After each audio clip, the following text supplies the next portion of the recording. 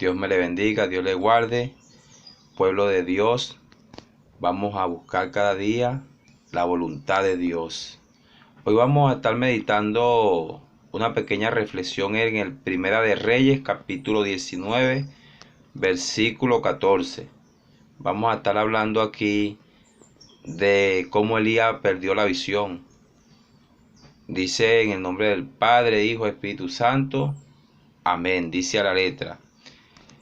Él respondió: he sentido un vivo celo por Jehová, Dios de los ejércitos, porque los hijos de Israel han dejado tu pacto, han derribado tus altares y han matado a espada a tus profetas, y solo yo he quedado y me buscan para quitarme la vida. Alabado el nombre de Jesús. Elías, en un momento dado, un hombre de Dios, fue a reclamarle a Dios que los hijos de Israel habían dejado su pacto y que solo profeta quedaba él y lo buscaban para quitarle la vida. O sea, Elías había perdido la visión en un momento determinado. Primero enfrentó a 400 profetas de Baales, 450 profetas de Baales y 400 profetas de Acera.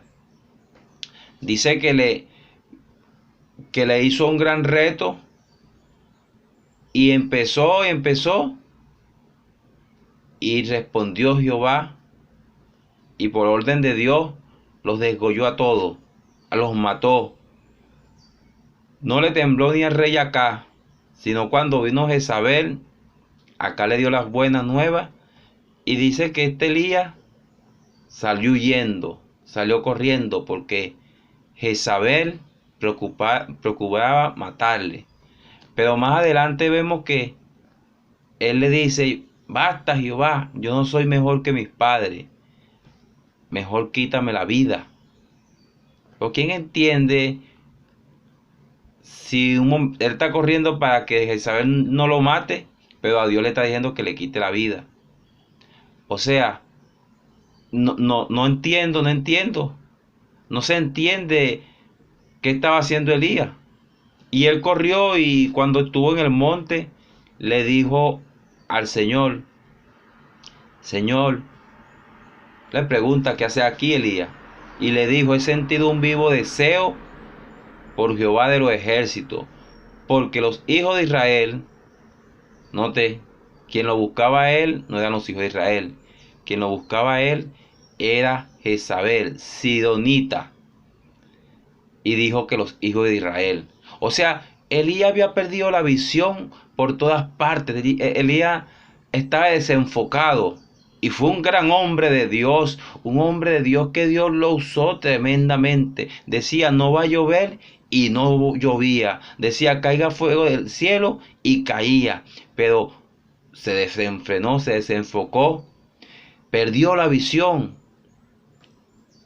He sentido un vivo deseo por Jehová de los ejércitos, porque los hijos de Israel, número uno, no eran los hijos de Israel los que lo buscaban para quitarle la vida, han dejado tu pacto y procuran matarme. Él estaba sin visión y estaba prácticamente echándole la culpa a alguien que no procuraban matarlo, sino la que procuraba matarlo era Jezabel, sidonita, que no era del pueblo de Israel. Ni siquiera el mismo Acab, que era de Israel, que era el rey, procuró en ese momento matarlo. Sino cuando llegó Jezabel, que Acab le da las buenas nuevas de lo que hizo con sus profetas, entonces ella fue la que sí dijo: así me haga Jehová y me añada, si hoy mismo no pongo la cabeza como la de uno de ellos. Y él fue que salió. No, y los hijos de Israel, yo no vi que por ni una parte lo amenazaron ni nada, ni siquiera el rey Acab. Pero a Jehová le dijo: los hijos de Israel. Pero también más allá había perdido la visión porque pensaba él que él era el único, que él era la única Coca-Cola del desierto. No. Ahora, este hombre, que fue un hombre de Dios, un hombre usado terriblemente por Dios, que Dios lo respaldó y lo respaldó hasta al final, perdió la visión. Eso puede estar pasando hoy en día. Hombre que Dios usó grandemente, hombre que perdieron la visión en un momento determinado, hombre que ahora dicen que son ellos nada más, hombre que dicen que ellos no fallan, que se están dando más que Dios, hombre que están siendo cada día usados grandemente por Dios, pero hoy fueron desenfocados y hoy día están subyugando al pueblo de Dios.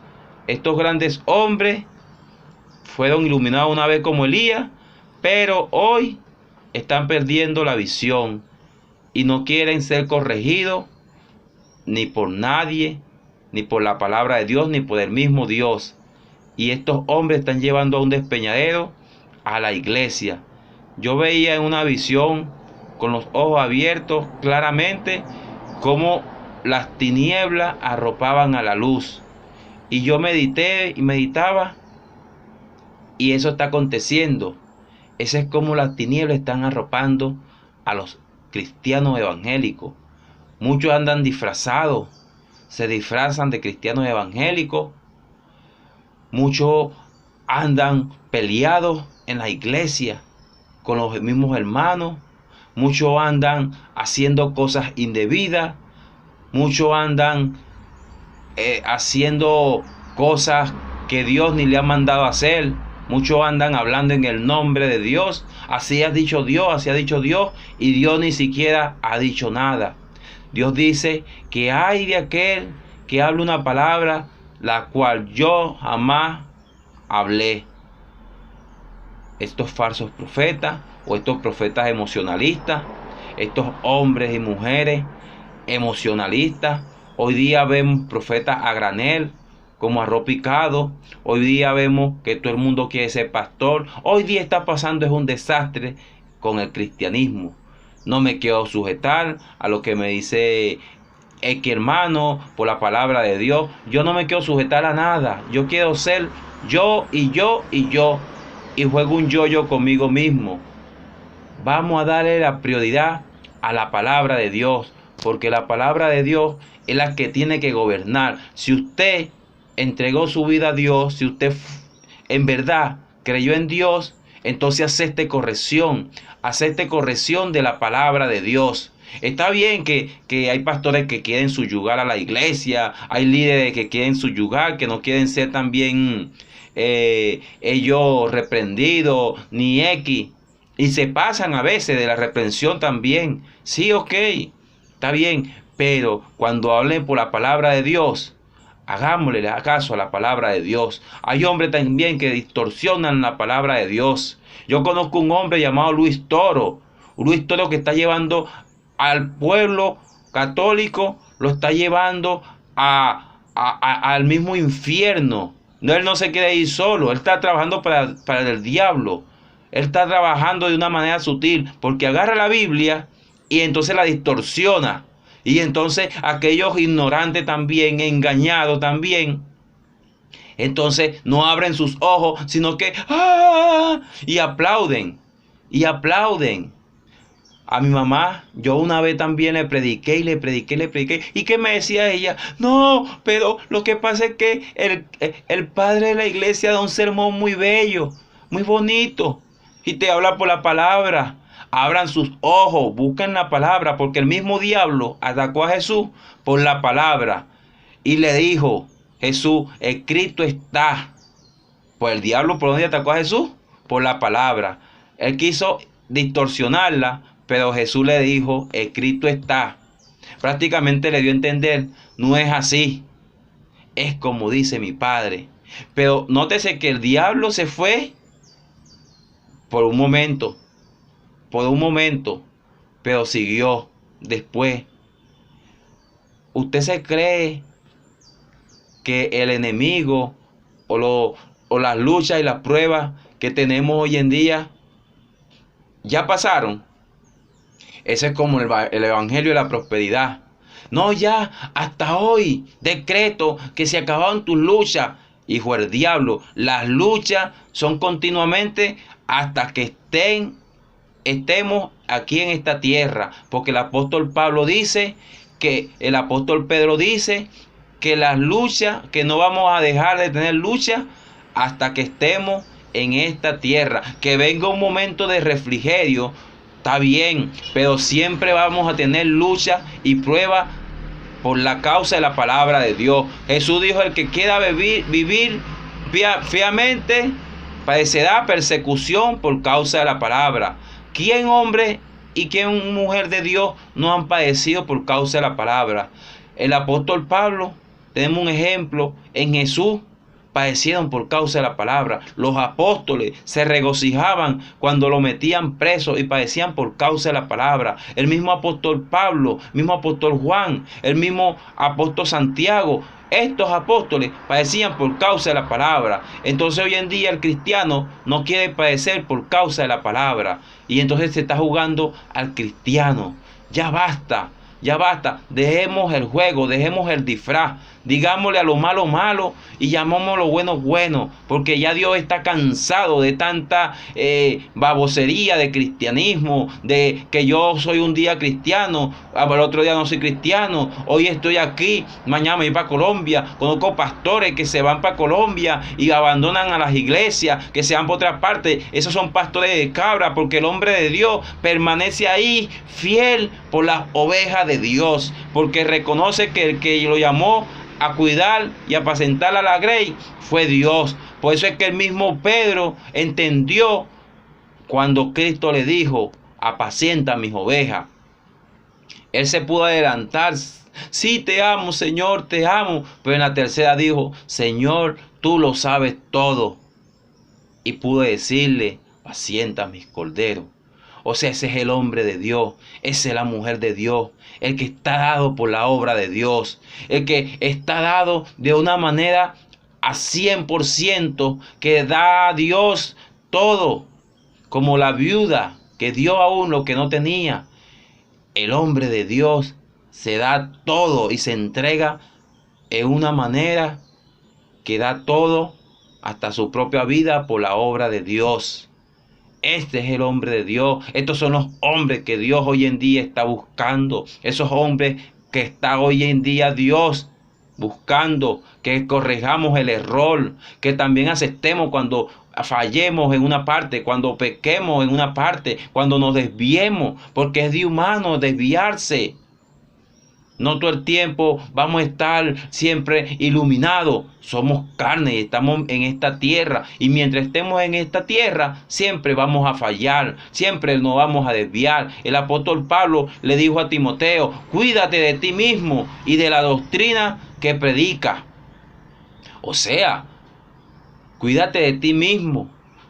Cuídate de tu orgullo, cuídate de tantas cosas, cuídate aún de la doctrina, cuida esta palabra. Apóstol Pablo dijo que si aún nosotros mismos predicáramos otro evangelio distinto al que le hemos presentado, fuéramos anatema. Y anatema es maldito. O sea que si un ángel del cielo, miren todo lo delicado de esto. Y hoy en día vienen hombres predicando a contra de la Biblia, hombres levantándose en contra de la Biblia, y nadie le dice nada. Ya el pueblo no discierne. Ya el pueblo lo que está es puro para comer, y no quieren meterse en la presencia de Dios. Y Dios está buscando verdaderos adoradores que adoren en espíritu y en verdad, como le dijo Jesús a la mujer samaritana. Pero la adoración a Dios hoy se ha acabado. Y cuando usted se deleita en las escrituras y defiende las escrituras, eso también es una adoración para Dios. ¿Por qué? Porque es un holocausto agradable a Dios, porque se está dando por la obra de Dios, porque usted empieza a sufrirle el vituperio por causa de la palabra de Dios. Pero a eso es lo que lo huimos. A lo que lo huimos es al no sufrir. Yo conozco evangélicos o cristianos disfrazados que están en las iglesias y después, cuando están afuera, en el mundo, entonces se quitan la careta y dejan su disfraz.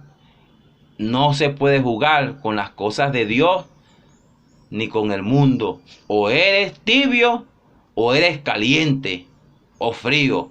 Decídete de una vez. Pero Dios está cansado de este jueguito. Dios está cansado de este relajo. Decídete de una vez si vas a buscar de Dios o vas a buscar del diablo. Así mismo. Porque el que no le sirve a Dios en el mundo le está esperando es el diablo. Así que decidamos de una vez, buscamos de Cristo o las cosas del mundo. Porque Dios dice que el que hace las cosas del mundo se constituye enemigo de él. Y en Santiago 4:4 dice prácticamente, el que hace la voluntad del mundo, los deseos de la carne, todo esto, eso se constituye enemigo de Dios.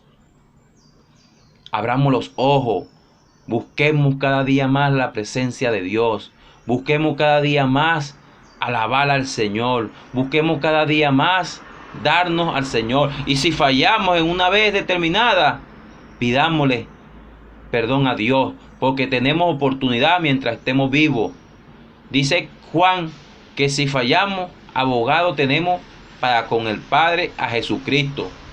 O sea, esto no es una excusa para estar fallando y fallando, no. De todo corazón, pidámosle perdón a Dios. El rey David dijo, un corazón contrito y humillado, tú no despreciarás. O sea, apartémonos de ese pecado, pidámosle perdón a Dios, confesemos el pecado y Dios y alcanzaremos misericordia. Cada día Dios lo que quiere es ayudarnos, Dios quiere iluminarnos, Dios quiere lo mejor para nosotros. Dios le dijo al pueblo de Israel, ¿qué mal les he hecho? Crié hijos y ellos se han levantado contra mí. El buey conoce a su amo y el asno su pesebre, pero Israel no entiende, no conoce a su Señor. Jesús dijo, si me amáis, hacéis mi voluntad.